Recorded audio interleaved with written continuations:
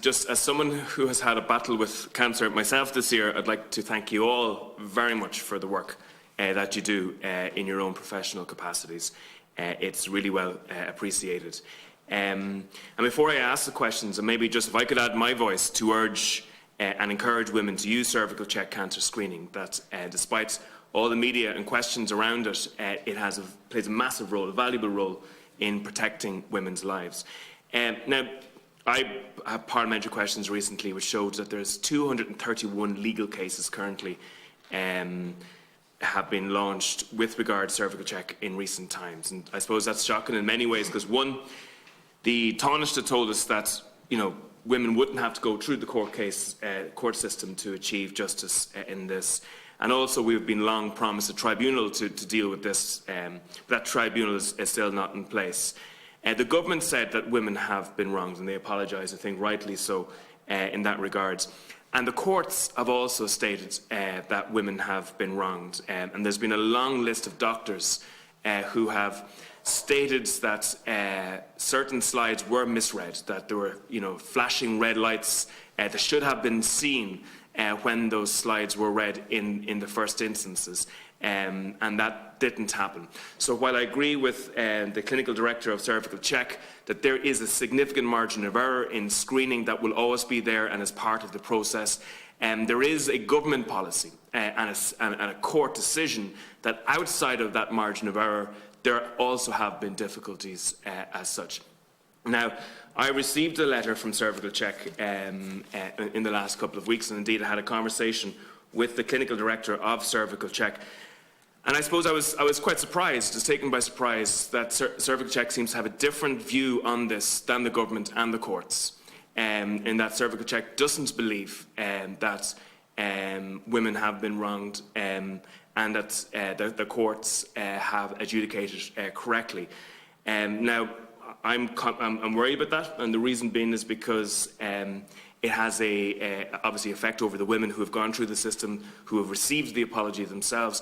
And I'm also concerned with regards how we maybe find other problems that exist within society. So there may be other women who have, outside of that normal margin of error, had their slides misread, who are asymptomatic currently. And if we carried out a sample reading look back of those slides, we might be able to ensure that lives were protected, so that people would have diagnosis faster and that people would receive treatment faster. And the reason I suppose I came to this view was the very sad case of Patricia Carrick, God rest her, who was one of those women who, because she didn't have cancer at the time of the look back, her case wasn't read during that look back. So just to ask, and maybe to ask the clinical director of Cervical Check, is there not a danger here if there are different elements of the state that have radically different opinions over this? And does that difference of opinion not make it difficult for us then to ensure that we proceed with look back of other samples of women? No more questions there. Thank you, Deputy Tobin. It's nice to chat to you about this again, and I think you and I had a productive conversation last week where we agreed that we have a common goal, which is rebuilding trust in our world-class screening programme. So just to address the points you make, I have been that doctor on the front line where I have given that information to a woman who has been screened and who goes on to get a diagnosis of cancer. We all agree that that is an absolutely challenging and difficult place to be as a woman. And it's worse still if you believe that somebody didn't do their job right and that's why you're getting this diagnosis. However, as a clinician, I can tell you that this test, a smear test, a screening test, will never detect all cancers. And every year on the Cervical Check programme, there will be women who have an interval cancer, i.e. will develop cancer after having had a normal screening test. That's a reality. It will happen next year. It's happening this year because screening will never detect all cancers. I also know from looking at data internationally that when you look back, if you look at Other countries who do reviews, not many do, but of those that do, we know Public Health data, Public Health England, when they looked back over their slides for women who got cancer, 4 in 10 women had an abnormality detected on look back that wasn't seen at review. Now, what we have found is very helpful is the Supreme Court ruling. The Supreme Court ruling clarified that we have it, that absolute confidence does not mean 100% detection. That's really, really important. The Supreme Court clarified that there hasn't been a new standard introduced and that screening tests are not expected to detect 100% of cancers, because of course that's impossible. What the Supreme Court also outlined in great detail were reasons why a competent screener could be doing their job to the best of their ability with the tools that they have, and a cancer may still not be detected. That was outlined in great detail in the Supreme Court, and that is very, very welcome for cancer screening services. Okay, well, thank you for that answer, but I suppose it doesn't really get to the key issue. I do agree with you 100%, Dr. Russell, that there is a margin and a significant margin of error of screening, and it can't be any other way. That is inherent in the process. But I do also understand that the government has taken responsibility for slides that were read incorrectly and should have been picked up in the initial reading. The government has apologised for this, and yet you're of a different view than the government on this. I'm not here today to discuss opinion. I'm here to discuss facts. And the facts remain that there is no cervical cancer screening program in the world that detects 100% of cervical cancers. There are interval cancers in every cervical cancer screening program in the world. And that is the fact. That is the very straightforward fact. I'm delighted that you are bringing these questions up, because these are actually questions for broader society, for broader Irish society.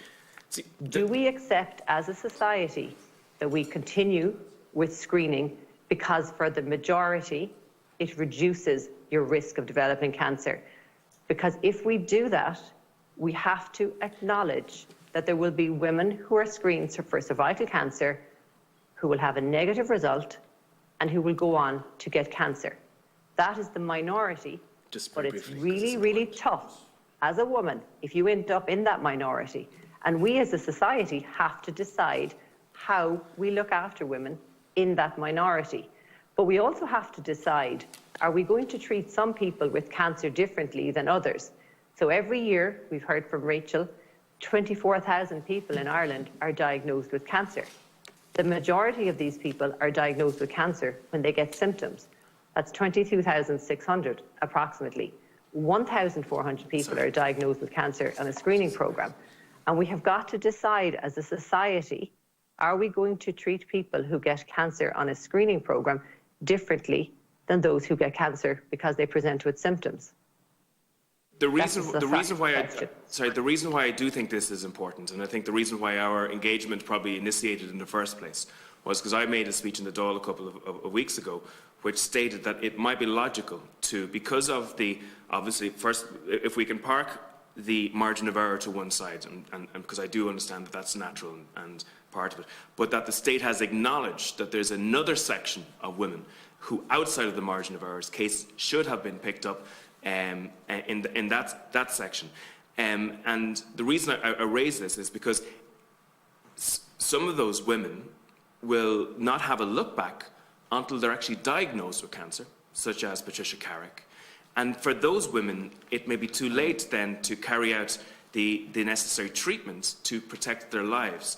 And even just, an idea that I was suggesting was that we would take a sample of those asymptomatic women and see if there is a level of mistaken readings. And these are words, these are not my words, these missed opportunities, mistaken readings, red lights, these are the words of the doctors who have given evidence in court cases around these. And if we take the decision, if we take the decision that there isn't a problem here and the government are wrong, well then we won't take that step to check those asymptomatic women and we may not understand how big that problem is. Deputy Tobin, if there was a better test that could be applied in cervical screening, I can absolutely assure you that I would be one of the first people in the chambers asking that Ireland move to that better test. We've done that once already in March of this year when we moved from cytology screening to HPV testing because it is a better test. But your question about whether we should go back and look at and apply the same screening test and look at, so perform a review is what you're suggesting of all the women who had a normal result. Is it the same issue? That's the exact same thing as screening. And you are never going to find all of the women with cancer. You can perform the same test over and over again. You can screen them and rescreen them. But what you are doing is you are taking valuable resources away from screening the women who are due to be screened to look back and rescreen women who have already been screened. But I can tell you, you are never going to find and predict all of the women who are going to, in that cohort, go on and develop cancer, because screening is not able to do that.